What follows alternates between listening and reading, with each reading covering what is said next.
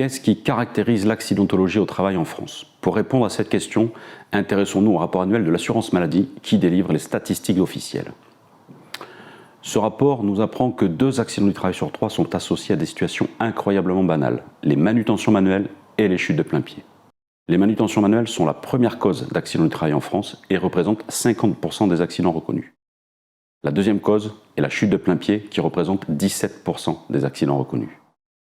Normal, me direz-vous, nous sommes tous chaque jour exposés à ces risques.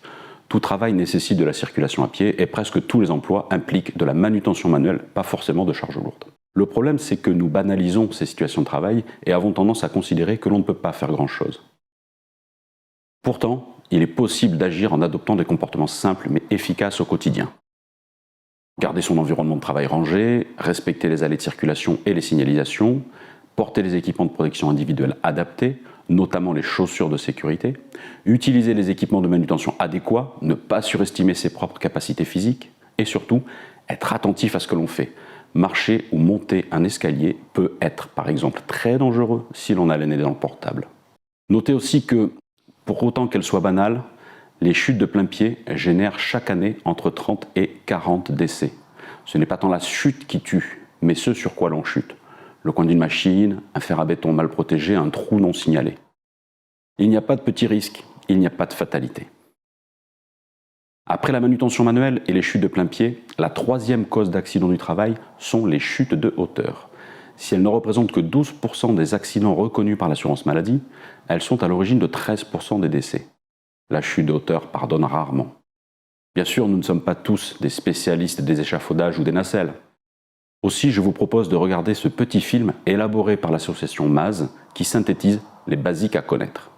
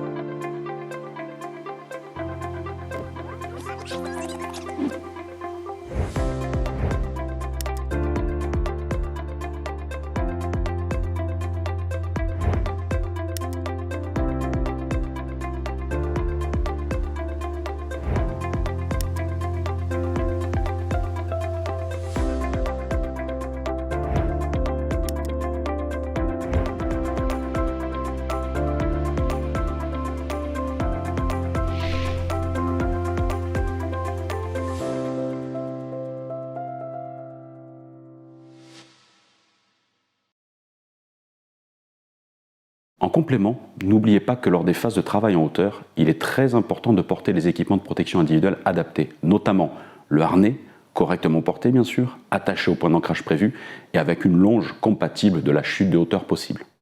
Et aussi le casque avec la jugulaire. En cas de chute ou d'éjection d'une nacelle, le casque vous protégera des blessures très graves à la tête en cas de heurt, à condition qu'il soit encore sur votre tête, d'où la nécessité de porter la jugulaire. Après avoir vu le podium des accidents du travail, une question reste ouverte. Quelle est la principale cause des décès liés au travail ? Il s'agit du risque routier. Il ne représente certes que 3% des accidents du travail, mais il est responsable de 21% des décès. Si l'on ajoute les accidents de trajet, ceux qui surviennent entre le domicile et le lieu de travail, la route est même responsable de 60% des décès liés au travail. Et cela concerne tous les modes de transport, la voiture bien sûr, mais aussi le vélo et de plus en plus les EDP, les engins de déplacement personnel, qu'ils soient motorisés ou non, c'est-à-dire les vélos, les trottinettes, les gyropodes, les overboards, etc. Au final, tous ces modes de déplacement confondus, 38% des accidents corporels de la route impliquent au moins un usager en déplacement lié au travail. Voici quelques basiques à ne jamais oublier concernant les risques liés au déplacement.